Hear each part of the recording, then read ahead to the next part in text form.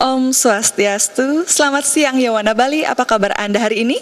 Senang sekali saya Aura Gizela akan menemani Anda dalam acara Yawana Mix, program yang akan membahas mengenai prestasi dan aktivitas muda-mudi yang ada di Pulau Dewata ini. Minggu ini, Yawana akan membahas mengenai panti asuhan yang ada di Tabanan, yaitu Panti Asuhan Gayatri Widya Mandala. Nah, dengar-dengar nih, panti asuhan ini banyak sekali memiliki kegiatan pengembangan diri yang berdasarkan budaya tradisional Bali. Wow, luar biasa sekali ya. Nah, selama 30 menit ke depan kami akan menemani Anda dan memberikan informasinya secara lengkap.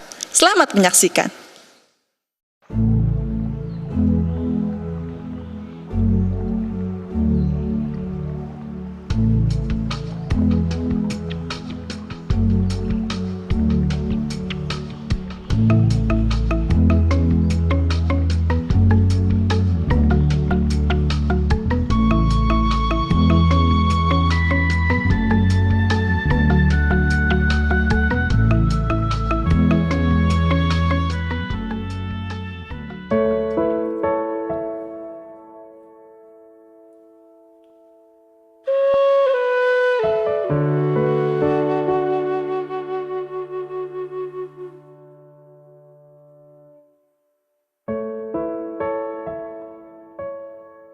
Yayasan Gayatri Widya Mandala merupakan sebuah yayasan sosial yang didirikan untuk membantu anak-anak terlantar agar memperoleh pendidikan yang layak.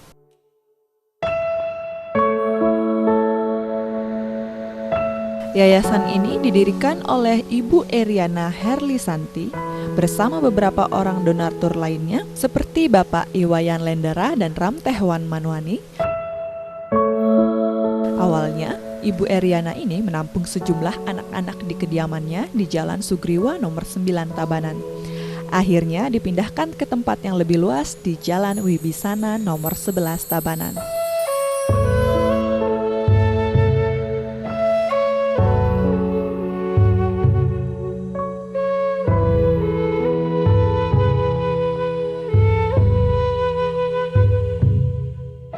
Saat ini, panti asuhan yang dikelola Yayasan Gayatri Widya Mandala menampung sekitar 30 orang anak.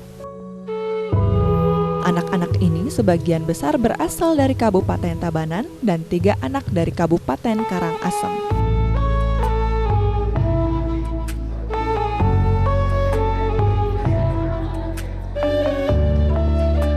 Mereka masih duduk di bangku SMP dan SMA.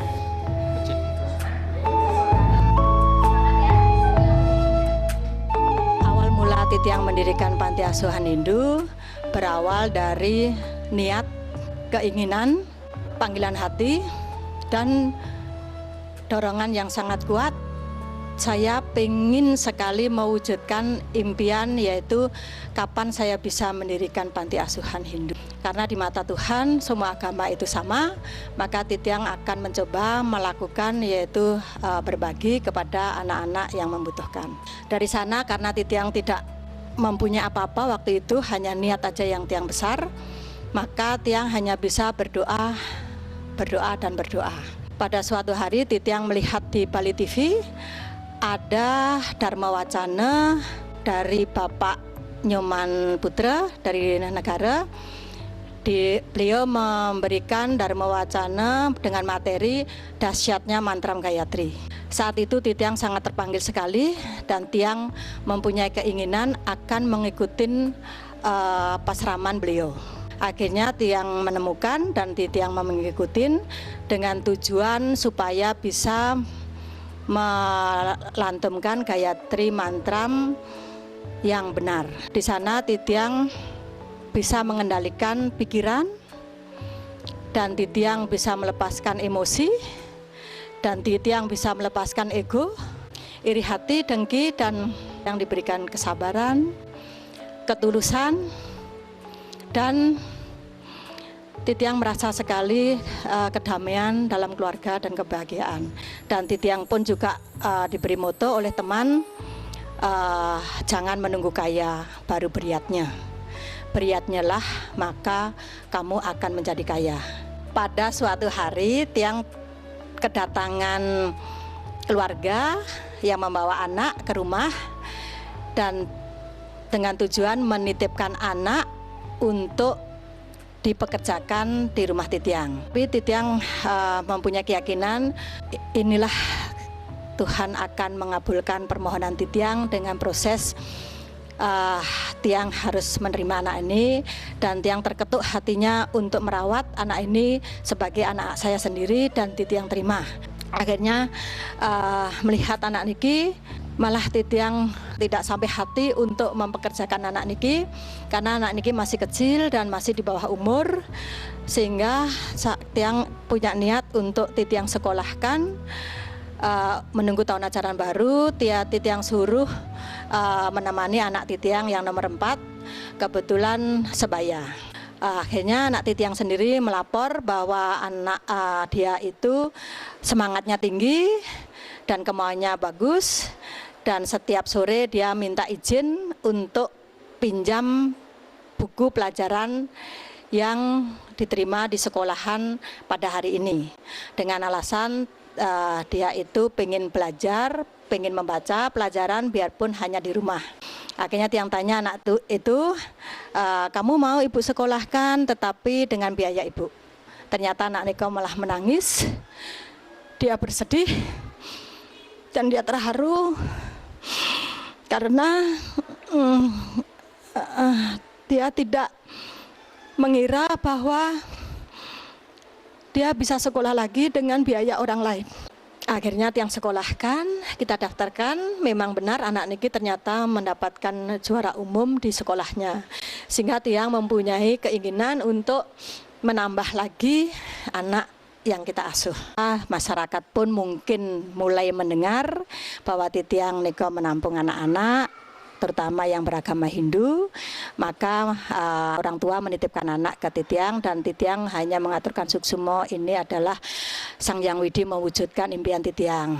Akhirnya sampai 20 anak Titiang tampung, dan suami pun sangat mendukung membuatkan tempat tidur, karena Titiang juga waktu nikah masih pas-pasan, ampun nikah rumah juga masih sederhana sekali, dan suami Tiang membuatkan tempat tidur, satu tempat tidur nikah dipakai 4 anak, di atas 2, di bawah 2, dan kalau malam Titiang hanya menangis. Sang Hyang Widi, amanah ini harus saya jalankan. Sang Hyang Widi mempercayakan saya untuk menampung anak-anak yang tidak berdosa ini di rumah Titiang yang sangat sederhana.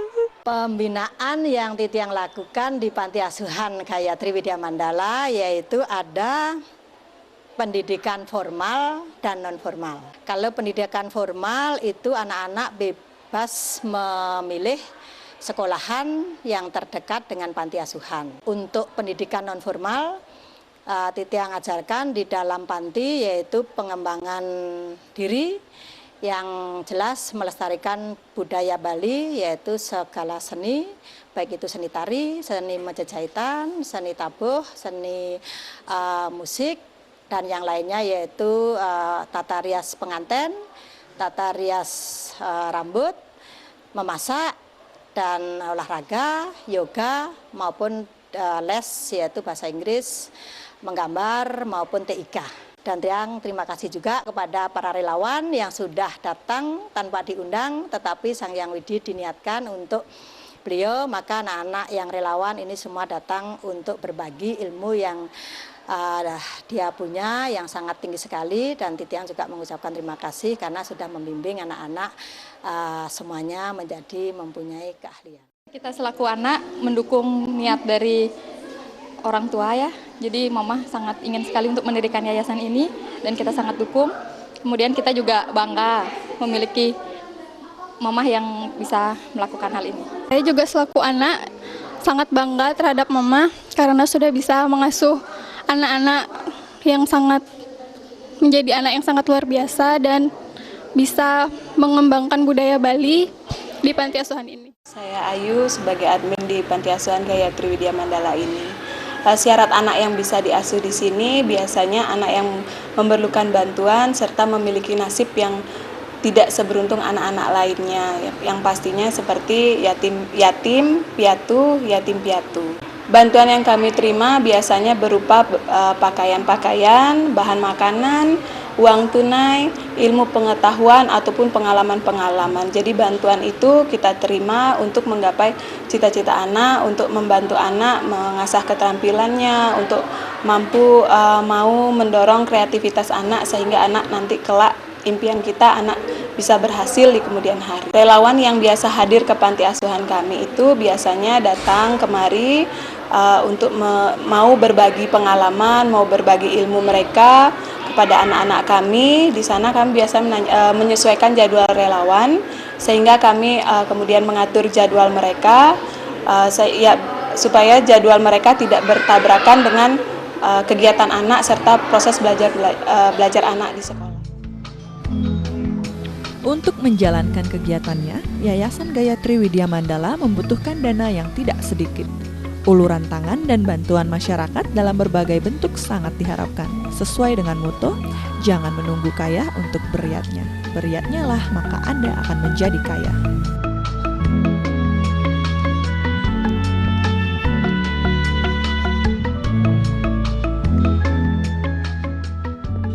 Yawana Bali, gimana informasi mengenai panti asuhan tadi? Seru sekali kan? Nah, di segmen selanjutnya kita juga akan mengetahui lebih banyak tentang kegiatan mereka. Tapi tentunya setelah pariwara berikut, jadi jangan kemana-mana.